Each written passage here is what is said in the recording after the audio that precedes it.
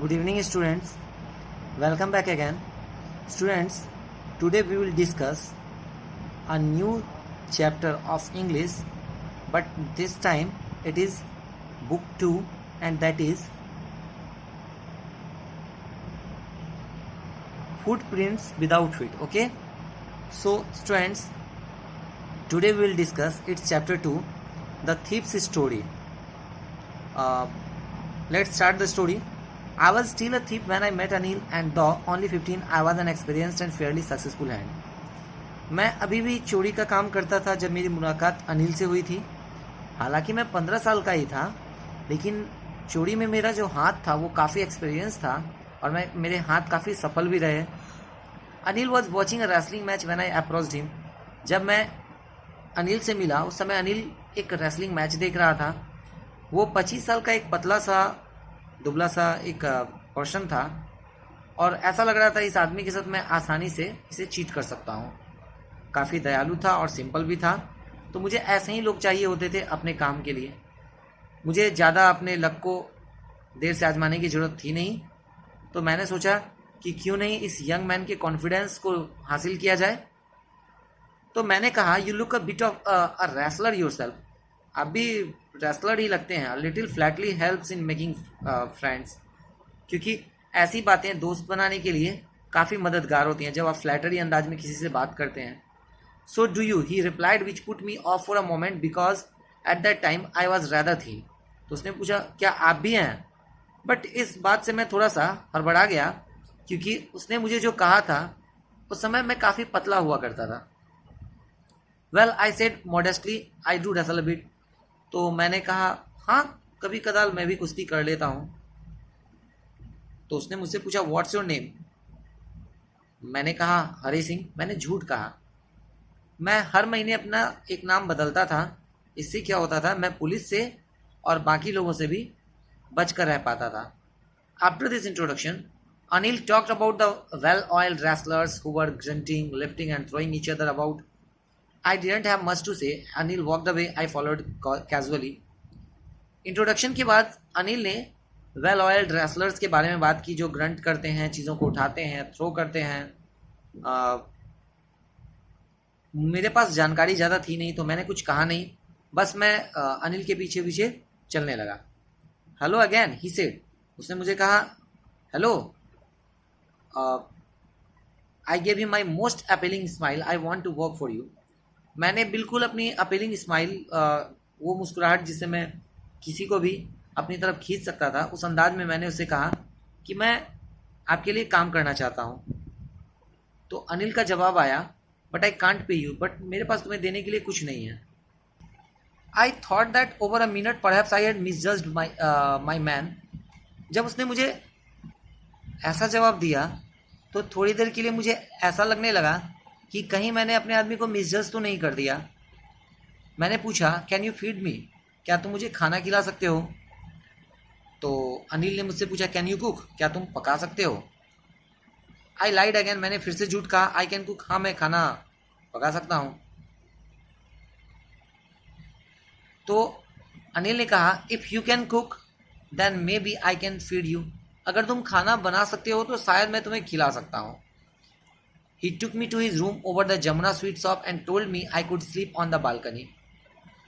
वो मुझे अपने साथ ले गया जमुना मिठाई की दुकान के ऊपर जहाँ पर उसका रूम था और मुझसे कहा कि तुम बालकनी में सो सकते हो. But the meal I cooked that night must have been terrible because Anil gave it to a stray dog and told me to be off.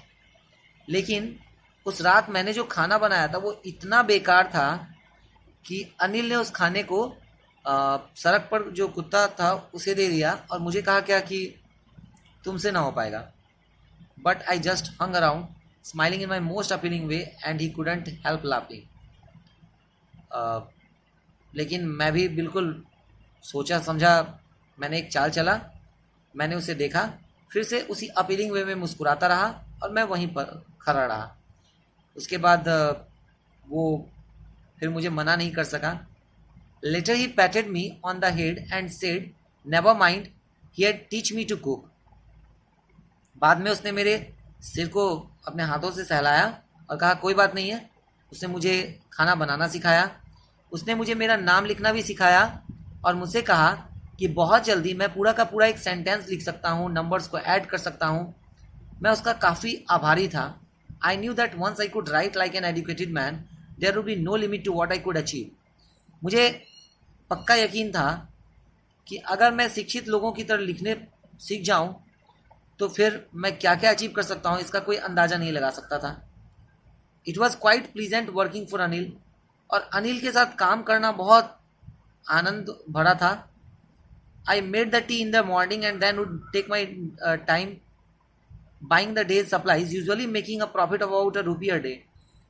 मैंने मेरा काम क्या था, मॉर्निंग में मैं चाय बनाता था और उसके बाद दिन का राशन खरीदने के लिए मैं मार्केट जाता था और पूरे राशन में लगभग ₹1 तो मैं बचा ही लेता था।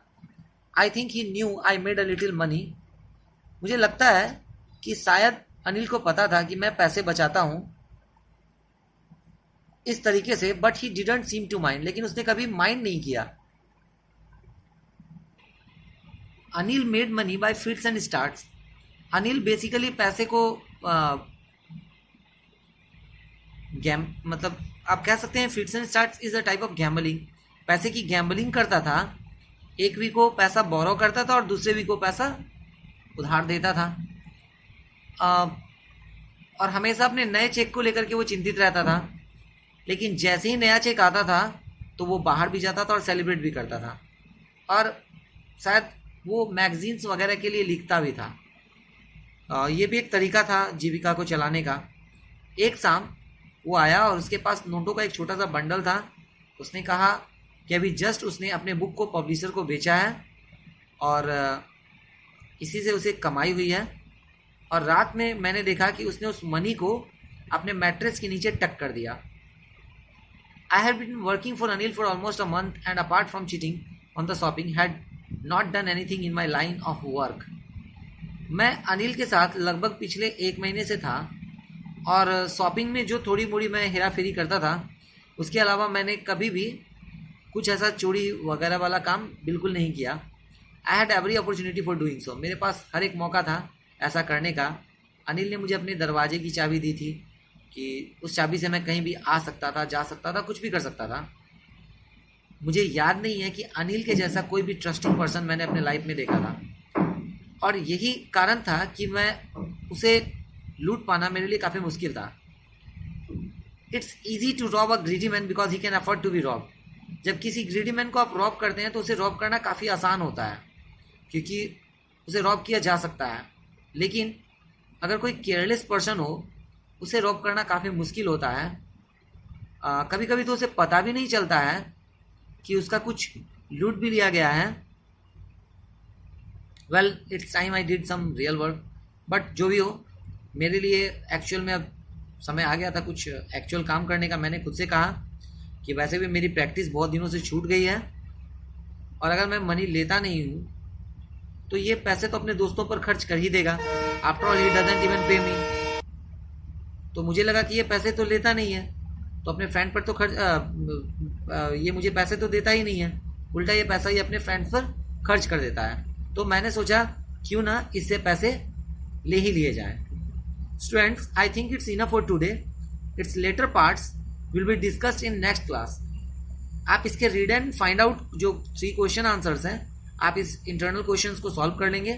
तो स्टूडेंट, हम लोग मिलते हैं अगली क्लास में अगली वीडियो के साथ। Till then, you all just take care and good bye.